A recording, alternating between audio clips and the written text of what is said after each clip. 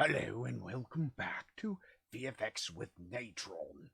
Now, you might know things look a little different. Not much different, but a little different. Turns out that my old camera died on me. I liked using a Canon, well, 'cause I'm a pirate. And you know, pirates and cannons, we was made from one another. Anyway, I ain't gonna be messing with that thing too much. Today we're going to be talking about making an SVG animation or setting up some SVG animations. First of all, I suppose we should talk about what today's goal's going to be. So with nothing more to say, let's look at it.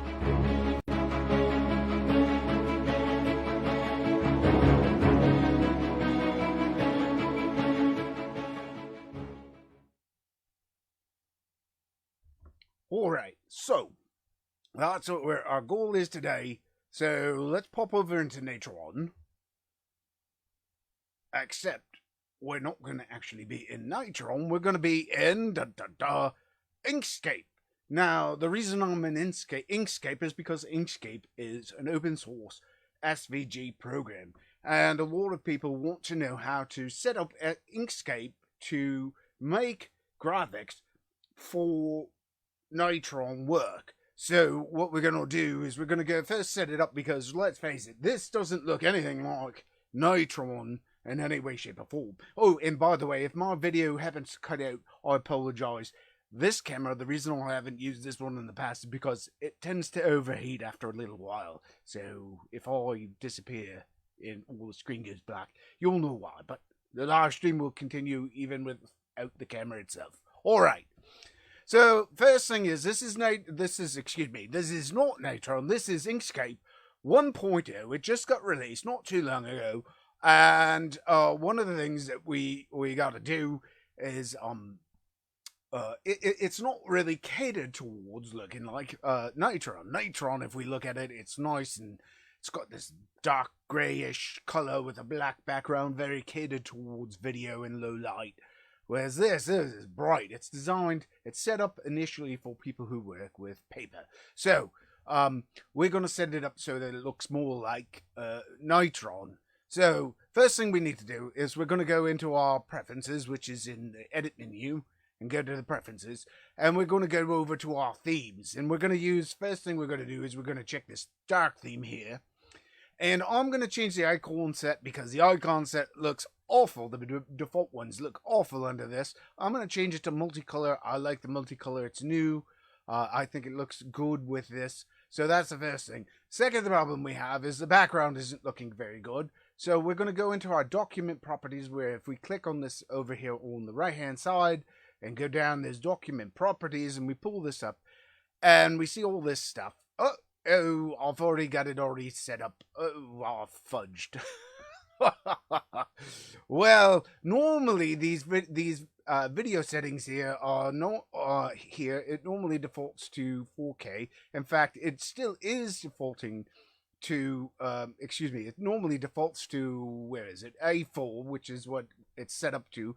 But you'll notice that I have all these additional video settings in here, and I'll go into those in a minute. First thing we're going to do is we're going to set up, we need to set up Inkscape to look like it's going to work with video, which the best way we want, instead of working from, when you're working with paper, you work from white to black. When you're working with video, you tend to work which is working from reflected color, which is paper, to remove color. It's called subtractive color. You add inks to it and it removes color, and then all the light bounces off that doesn't get absorbed by the paper. So that's called subtractive. So you work from white to black. But when you're working with light, which is what, like stars or video or things like that, you work from black to white. Actually, your monitor works it. We just simulate it in reverse for printing. Anyway, so we're going to switch this to, we're going to just simply change this. We're going to drag it down so that it's black. That's the background color. All right, so the other thing we want to do, and why is my background color still there? Anyway, that doesn't matter. All right, so the other thing we want to do is we want to add in these lovely backgrounds. And we also want to save it so that this, when it opens to a black background with, I think we want to have HD because HD is the default Natron. So we'll find our HD, which is right here. It says HD 1080i/P. I'll put it there. And the other thing I want to do is I'm going to hit 2 on my keyboard, which should put it nice and centered on the screen. And that's pretty good. All right, so how do we make it so that is the default? That's the first thing we need to do. So we need to put this in this funny place on, at least on Windows, it's in a funny place. On Linux and I believe on Mac, you're going to find this in your home folder, which is your user folder, under shared documents. I believe it's under user or under Natron or something like, Natron, Inkscape, excuse me. Anyway, what we're going to do is go here and we're going to save this as, and then I'm going to go over here and it's already set to where I want it to be, but we're going to go over here and we're going to hit %app_data. This is for Windows only, by the way, %. Then I'm going to type in /Inkscape. Okay. Then I'm going to just, for right now, I'm going to hit return. And that's going to bring us there. And, oh, it says there is none. Well, that's not true. That would normally, if you were in a window, it would take you to here. If we go down to Inkscape, I must have typed it in wrong. We go into Inkscape and it brings you to this point, okay? And roaming Inkscape is where Windows stores all the things, and we want to go into templates, and we want to go into templates, not start it, and then we want to call the file name here. We want to call it I think it's called default. Let me just double check. I want to make sure I'm not misnaming this. I have it over here. Well, I had it over here.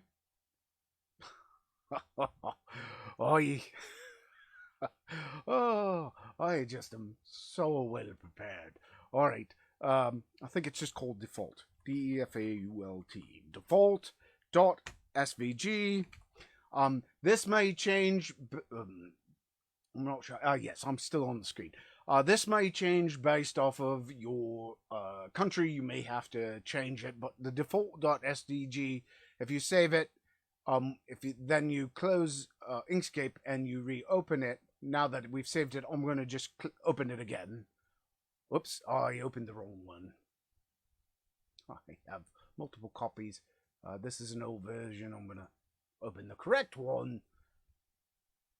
And now that it's opening, it should open up and it should be black. And there we go. It opened black. So how do we get this? How do we get these actual videos and these video formats in here? The cool part about that is that it doesn't need us to reboot Inkscape to do it. I've already got it opened up here in the file manager, and there's this thing in here called if in the same directory for Inkscape. You'll see here's the templates. There's also this thing, if you open up as a file, and you can see here's a default we just put in there. We have this thing called pages, and it starts with pages CSV, and I thought for some reason I'd already renamed it, but apparently I didn't. Anyway, if we were to open up this pages CSV with a simple text editor like Genie, which is available on all platforms, we can see that all it is this list of things. It has a name. It's a comma, what's called the comma space, what is it? No, comma space variable, I think is what it's called. Anyway, it's a CSV. Anyway, so what you do is you type in your variable, you put a comma, then you go over the next column, and you put your width, you put your height, and your units, which are pixels, because we're working with video, which is going to be pixels. Now, one of the things you might want to know is that Inkscape does not support aspect ratios, so you might need to enter special things. For example, if you want to work at a 1:1 aspect ratio, so that 1x position is the equivalent of 1y, which gives us a perfectly square pixel, you would set your resolution to the absolute resolution of whatever you're working on. whatever format. But the problem is that with video, there's a lot of aspect ratios that are not perfect squares. Anamorphics are not perfect squares. Classic television's not perfect square. There's a classic television, for example, NTSC, as we can see up here. I have 2 NTSCs. The actual resolution for NTSC is 720 by 486. But the problem is that doesn't actually, if we look at it on the screen, it's not going to actually look like the proper resolution. So when what we have to do is actually do the math, and what you do is you multiply this times whatever the you have to multiply it times multiply it or divide it times the thing it is. If it's smaller than the number, I believe it is. You take your smaller number and you divide it by a point. So if it's 0.91, I'd say 486 divided by 0.91 would give me 534. I just entered that. Anyway, because I've already made this, what I'm going to do after this is all over is I'm going to actually upload this file to the Natron Facebook users group, and people can pass it around, whatever. Anyway, so that takes care of that. So we've got it all set up. So now that we've got that, we've got something we can work with. Well, let's open something that we want to work with. Because I knew, one second, this is not quite set up right. Because I knew he was working with something, I wanted to make sure. Let me make sure I'm at the right spot. So open. We want to. Now it's showing the wrong. This is the original folder I wanted to be in. Anyway, it's okay. We'll go over here to, let me find my file. Hold on one sec. Oh, yeah. I've got it. Where did I put it? No. All right. One moment.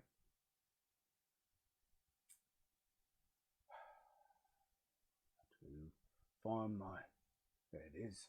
All right. So, copy. I'm going to just enter this here, which has my files. So, I've got 3 preset files here, all named, one's named bad, one's named better, one's named best. All right? So, I'm going to open up bad, and after a second or two, it opens up, and we're going to close this document properties, so we'll move it out of the way. And here we go. We have this. And the first thing we can see here is that we've got this, and it's composed of 3 different layers, one of which you're not going to see much on. First is this yellow layer. The second one is it has a difference applied to a black version of the letters, and then it has this other layer that is just the yellow Natron section. And the problem is this is how it was constructed, and as you can see, I had many layers, copies of copies of copies to make this. And after I was satisfied with what it was, I wanted to. I have these all broken down into individual elements. I do believe. Why am I not able to select it? It's not selecting for some reason. There we go. Okay, so we can see sort of that we have these broken down into subsections, and in this bottom one, for example, we have a group here. There's a group that says Natron down here, and up here on these upper ones we have, these are broken down to N, and then I have this Atron or Atro, and then I have an N at the end. I have it broken down into groups and so in parts. But the problem is, and this isn't labeled very well. This is labeled complete chaos. If you brought this into Natron right now, first of all, in Inkscape, it's chaos because the layers are named and it's not assembled in a proper way. This is how just before, and some people just save it, and it would work if we were just using this as a graphic somewhere. But one of the things you have to do in Natron is the layers from Inkscape don't actually transfer into Natron. So we actually have to open up this thing called the XML editor. When we go into the XML editor, I opened it up, and the first thing we see is it has the names of the layers, and next to it, it also has this thing called ID. And for Natron looks at these ID names. So what we are going to be doing is we want to rename these. And so I'm going to open my second file, which was, if we open that same thing and we go to the better, the first thing I did is I combined everything and I renamed it so that it is, whoops, what's going on here? This is looking weird. Oh, I'm in the path effect editor. Why am I there? That shouldn't be. Oi, layers. No, wrong thing.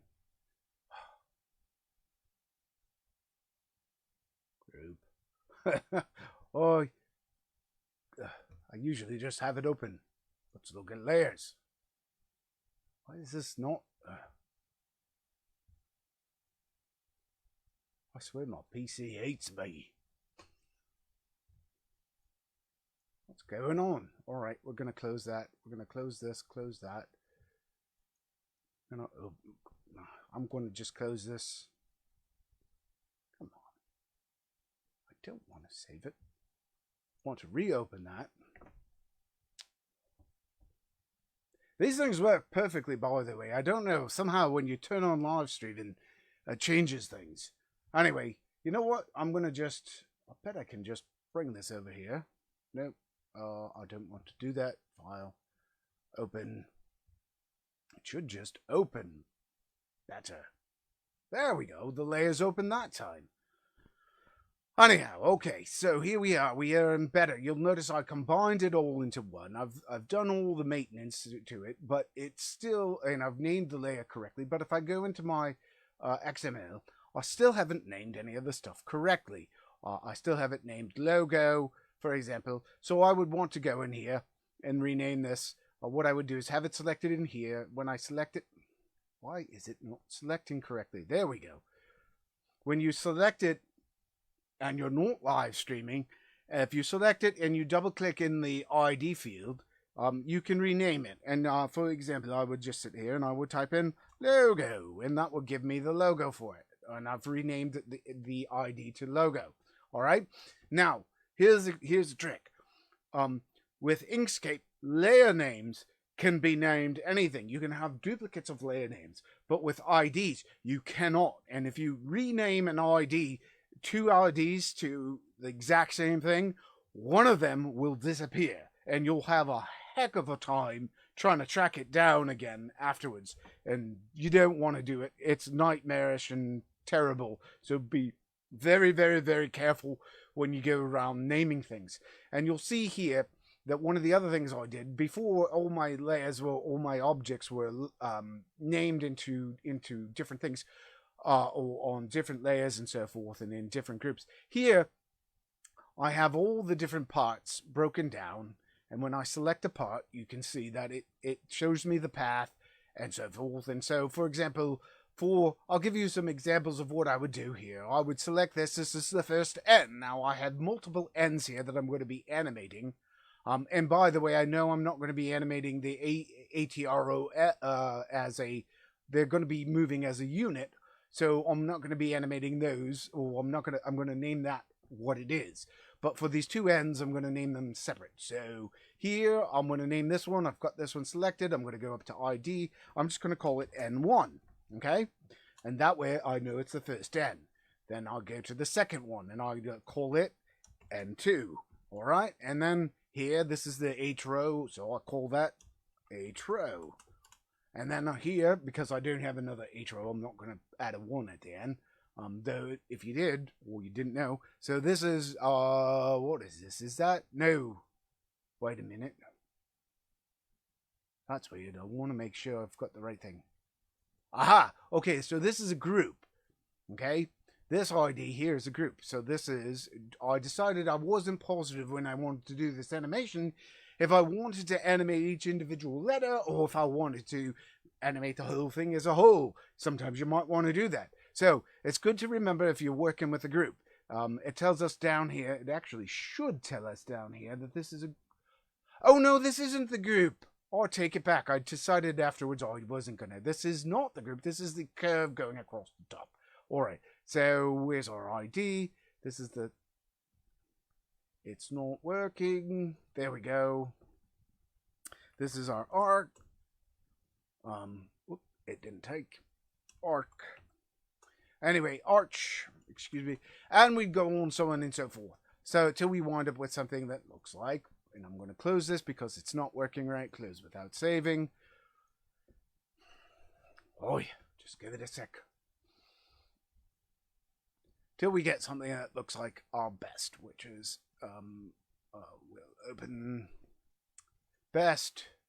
And here in our best, if we go into our XML editor, you can see I've named things, and I think I even may have given some things. Anyway, you can see it has all the things named, and I've named the little bits R long line, R short line, for these little lines and so forth around it.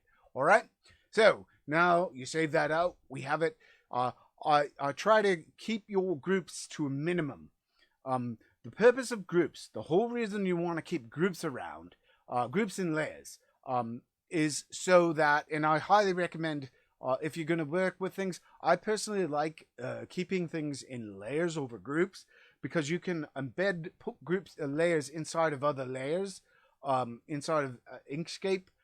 If you didn't know that, look, if I create a new one, we'll say add logo 1. If I want to put that inside of logo, if I called that, I don't know, this layer. All right, so this layer, whatever, that's fine.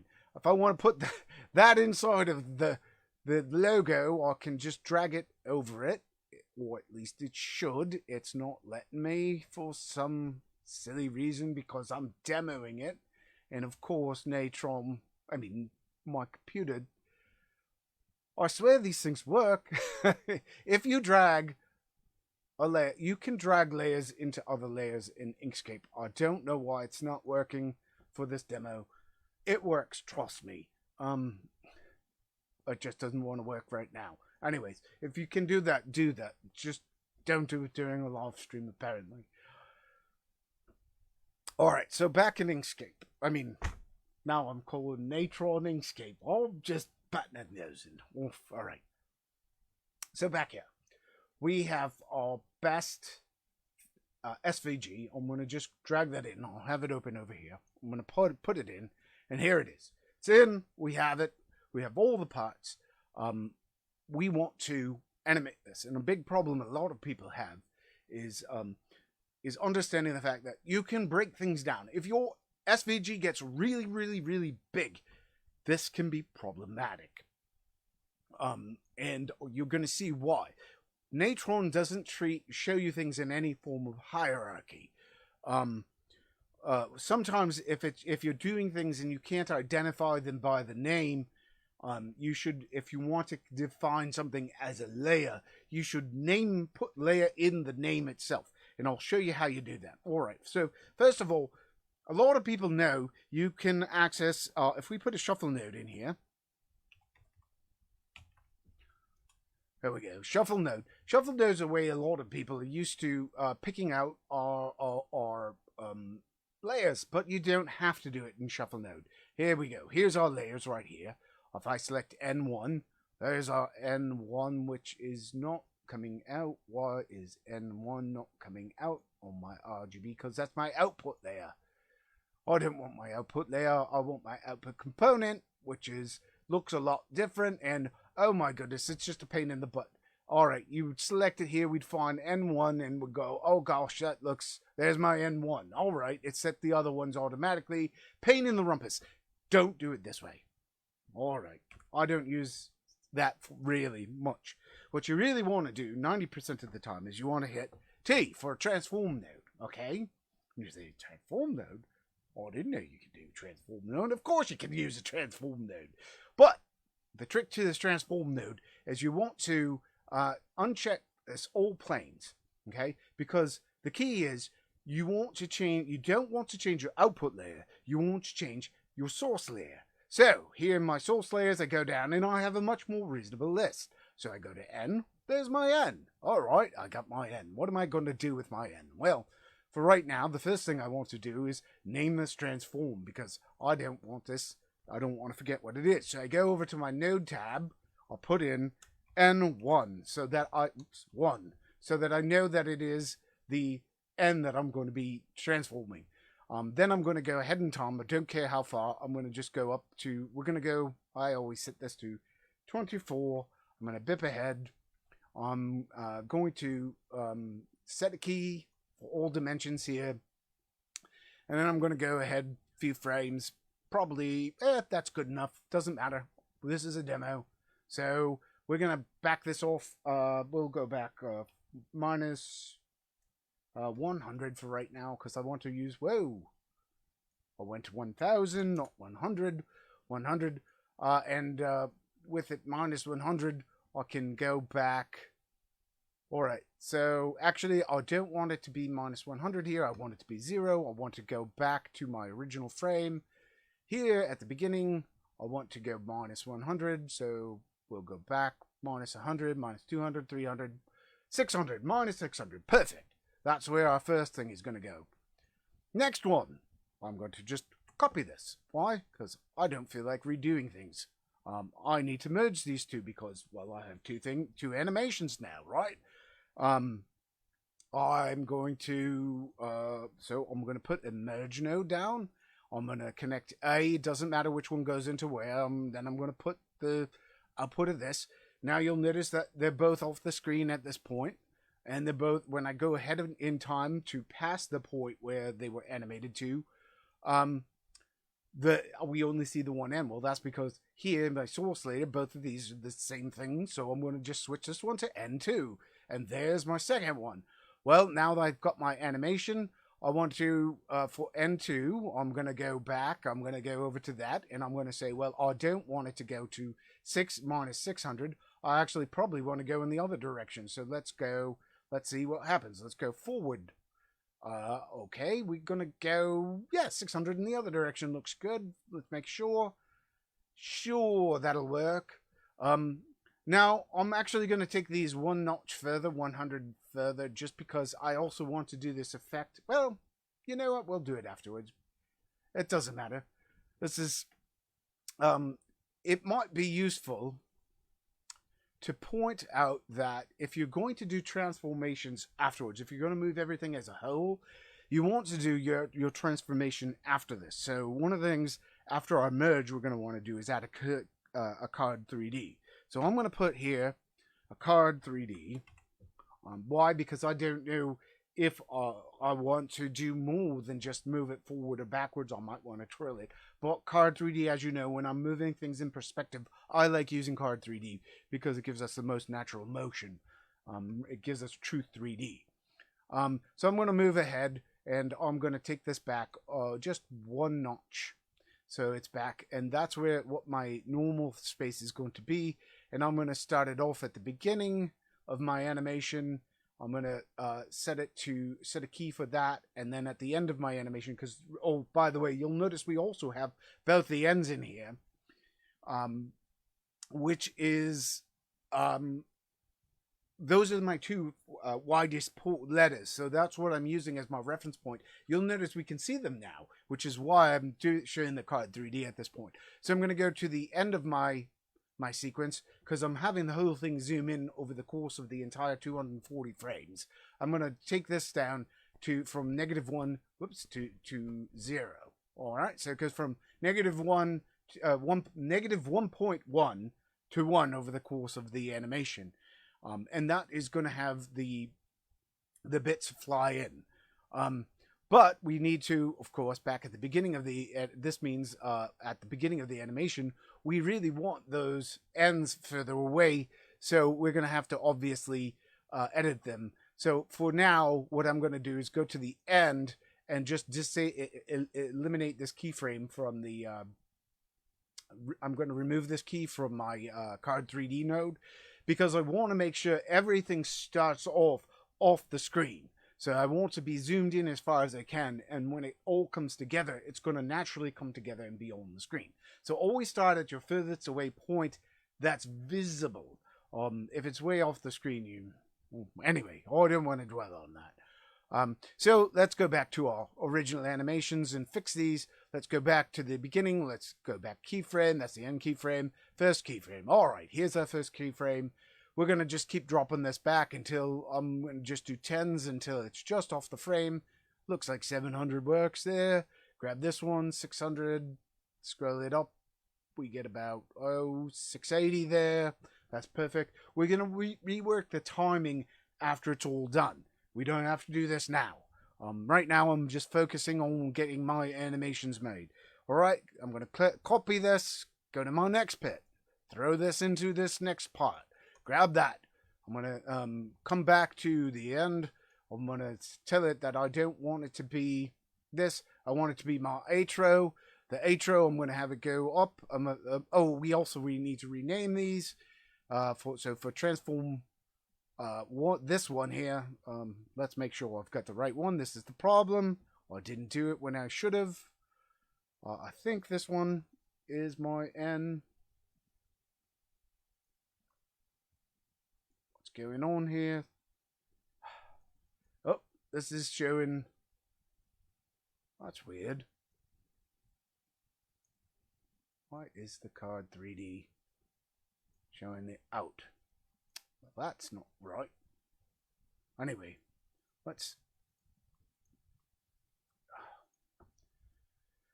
Alright, well, it's not gonna... It's showing the outs, I think, because of the fact that we've got it wired in. I'm gonna unwire these. Alright, so this one here... Wait a minute, no. Alright. Okay.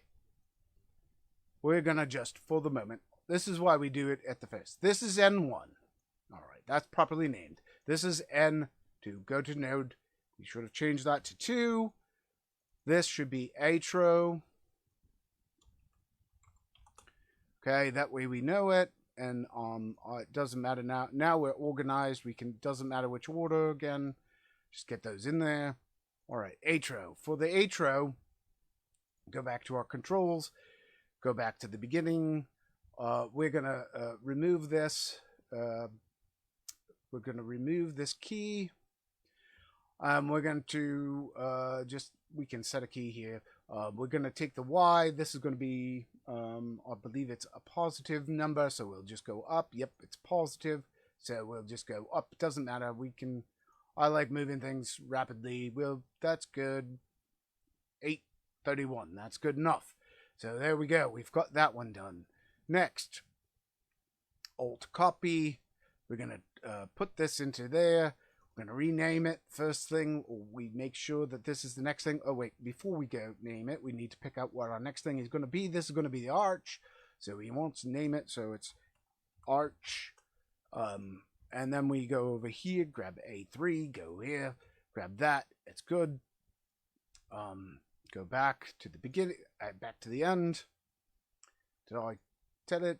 So told it it was the arch. Why are we not seeing the arch? Something is wrong. Oh, I see what happened. For some reason I moved. What the? Okay. We didn't zero the animation there, and that would be why this isn't working either. So zero the animation there, and there's our arch. With the arch, what I wanted to do was I wanted to animate it rotating. So I'm gonna go down here.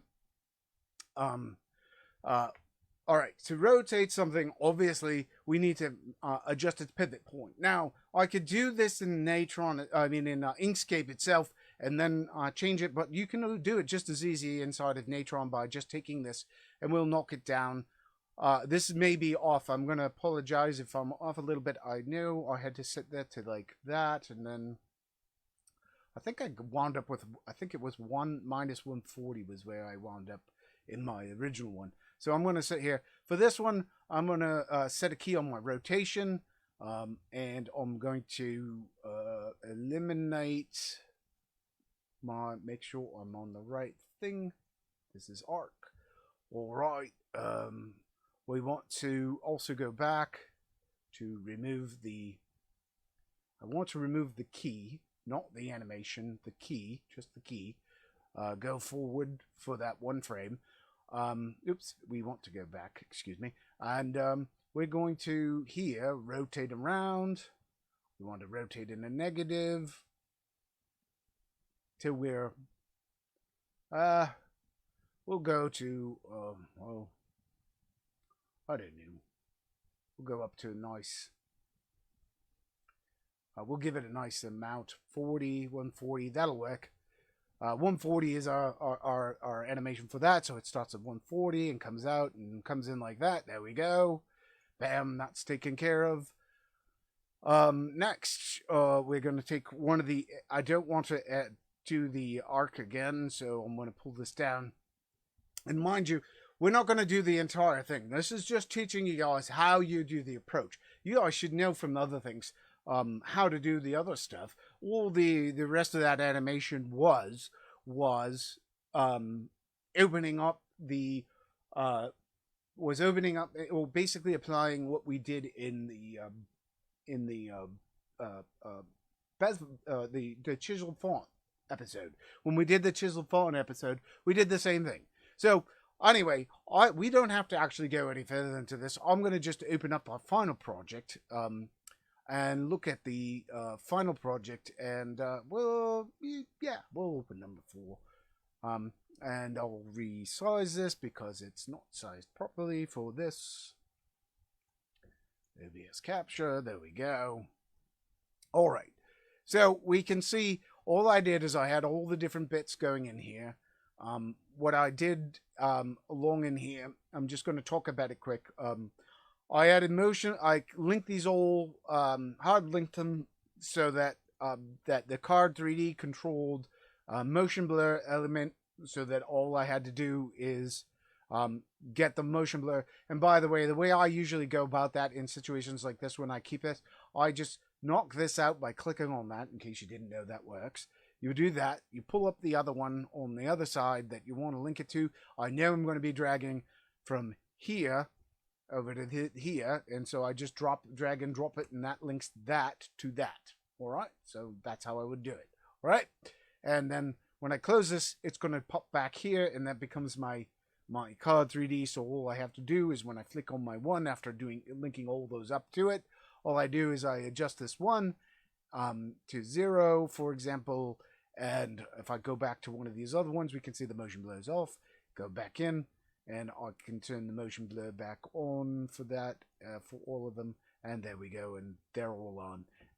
And I did the same thing. I isolated the two things. I wanted, the other thing I did here is, this is all just basically the chiseled font from down here. I took a shuffle node to give us a white. I blurred it. I put a chiseled font onto it. Why it's there we go. Croc embossed. Excuse me. I croc embossed it. I averaged it. I turned it into. I actually just blurred it because I actually wanted to. I wanted to apply it with just a slight glow around it. I did a grade. Oh yes. I made over here. This is I took a radio. I stretched it out and turned it diagonal and made a bunch of transforms until I got this. I discached the result of it, like we did in the last episode, which gave me a single frame of that. I took that, I translated it so that it animated over time, so that it swipes across. Then I graded it so that it's brighter. We go over to the screen. What I did, I screened this over the other. So, oh yes, I screened it over the original. So, back here at this, what I did is I took my emboss, because I wanted to keep the glow, because I didn't do a heavy duty glow. I wasn't trying to make it a full chiseled font. I just wanted to get a slightly glowy, soft edge, kind of like we did with in the last episode, but in a different way. You can see it's soft. Just if we look at it up here, let's see if I can. This might take a sec. Oh, I think I may. I hope I didn't crash it. That stupid croc and boss does not like it when. Okay, good. All right. So I took this and I merged it over itself, to I did an average here. I'll average the croc emboss with the white, which winds up with something that's actually turns it a little gray. So it's not the croc emboss is black here, so it only got the white from the original, and it added it to it. And where it's white, the two added together, so I wound up with something that's whiter on this side, gray in the middle, or where I wanted it, where the original text was. And then it had, then it was gray everywhere else, which keeps it uniform. Then when I merged over I screened the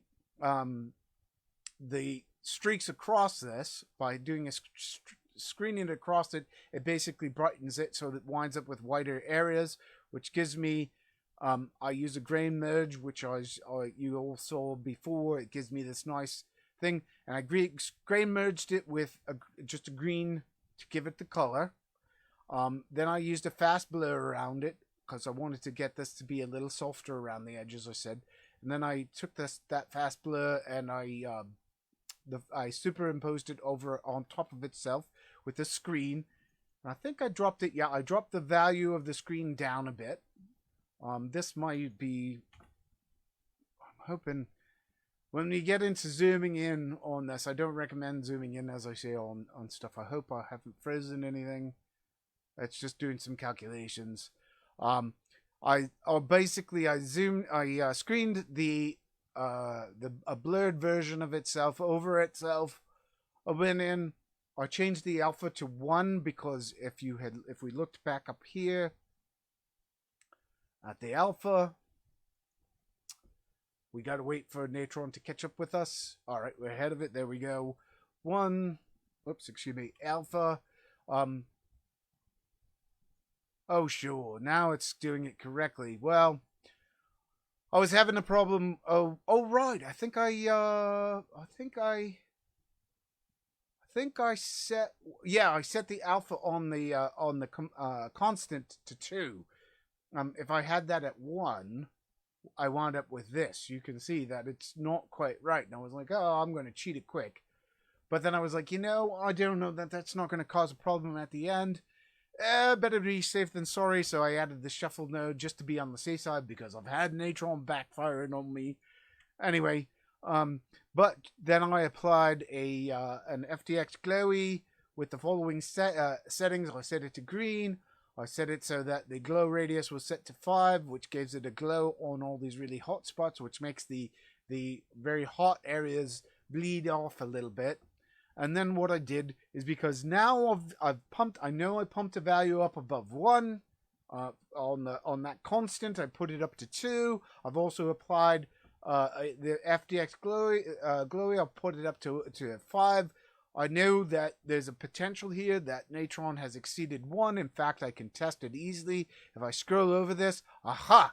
I can see, I don't know, it's hard to see it down here. There's some numbers. When I scroll over it, you can see the green channel right there is saying 1.07. As soon as that gets up to 1.07, that means it's above 1. All right? So that means that I've got values going above 1 for my white spots, which means I need to clamp it to prevent Natron from rendering, because it won't clamp when it renders unless I clamp in higher bit depth formats. So I need to, which I'm not doing. And then I connected it to the clamp node, so that, and then I connected to a write node to write it out. Wrote it out, and the end result, as we saw, was, of course, this one more time.